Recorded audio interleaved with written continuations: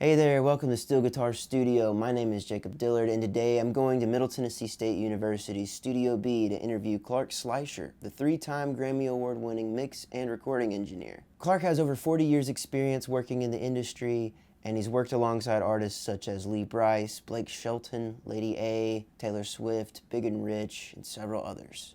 So I hope that you all enjoy this video. Let's get over to Studio B.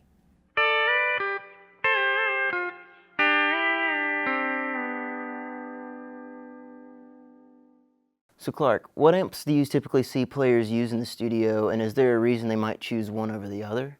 Well, mostly they're Fender amps. I see Fender amps on steel pretty much 90% of the time. Occasionally there might be some other esoteric type of brand or a custom brand, but Fenders seem to be pretty much the mainstay. The way a lot of musicians work now, they'll have a cabinet with a 12 or even a 15 for some players, and then they'll have separate heads off in a rack beside them that they can choose, a basement head, or a lot of guys who'll go for a twin, but there's a pretty big consensus that the Fenders seem to be what I see most of the time on the steel guitar players that come into the studios.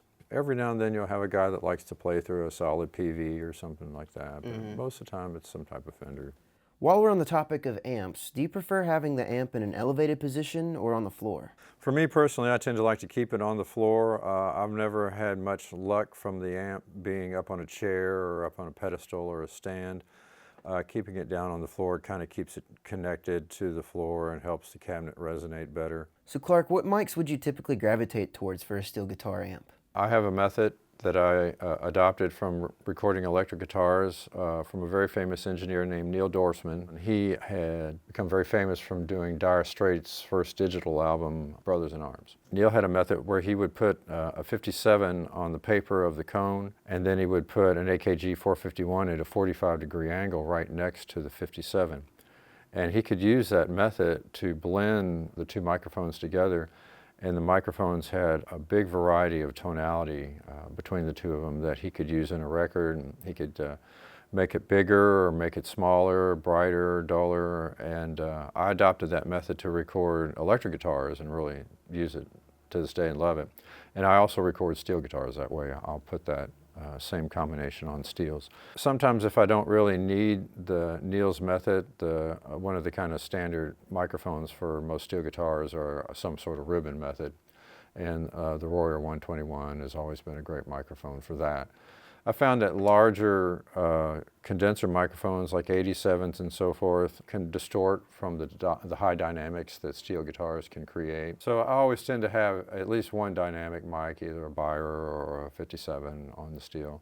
Yeah. And if I do use the condenser 451, it's always at that 45-degree angle to try to keep it from distorting or getting hit too hard from it. But those are my favorite methods for mic and steel, and gives me a lot of options when I get to the mix.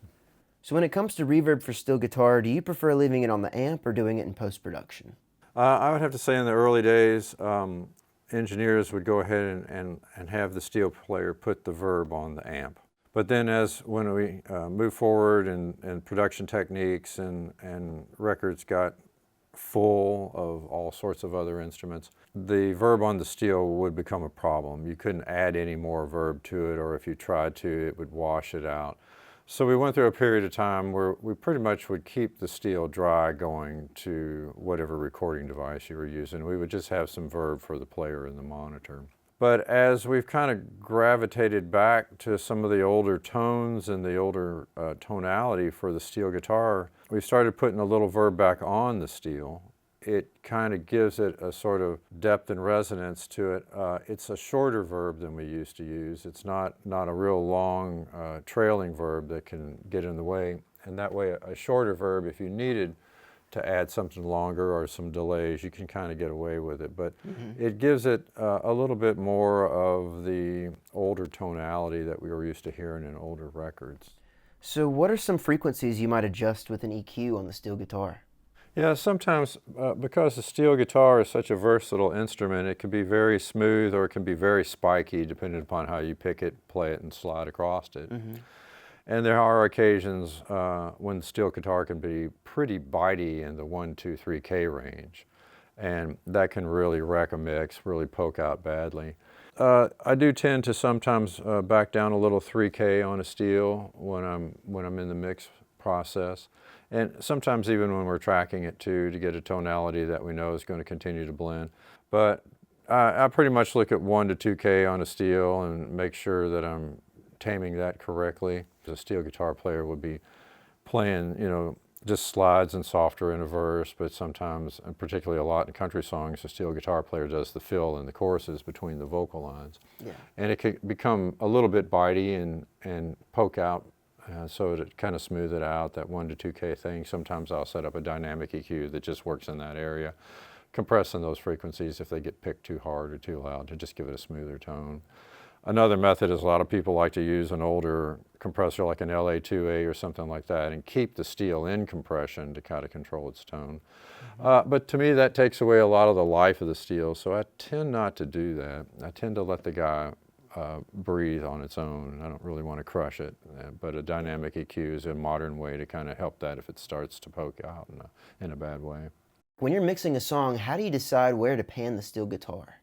That depends upon the record and what's in the record, what else, what other instruments are being recorded. A lot of times in a record, say for example, if there's a fiddle and a steel in it, they're usually playing, the introduction lick, they're playing licks in the verses, or there's usually a signature lick that they'll play in the choruses. So I tend to pan the steel and the fiddle somewhat opposite of each other, like a 10 and 2 sort of thing, so they can both play off of each other.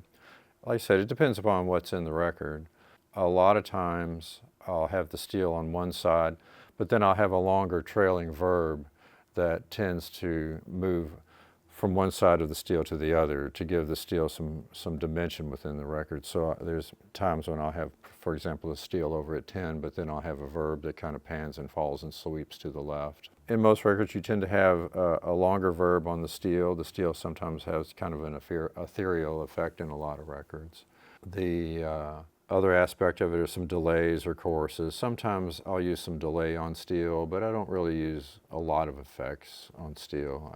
I tend to keep it more of the pure tone that it was originally recorded at. One of the things I really like to do, and what could happen, is I like to keep the steel tonality different than the electric guitar tonality. A lot of times, because they're coming through amps, they can have similar tones that within the mix they become undefined. So I work really hard when we're tracking both the electrics and the steels to get tones that blend well together, that give them definition but are still part of the whole record. One of the things I do, and I spend a lot of time on this, very first thing I do is figure out a panning scheme at the beginning of the mix. I'll sit there for quite a long time and pan things around and listen to the whole song and make sure the scheme makes sense through the whole record.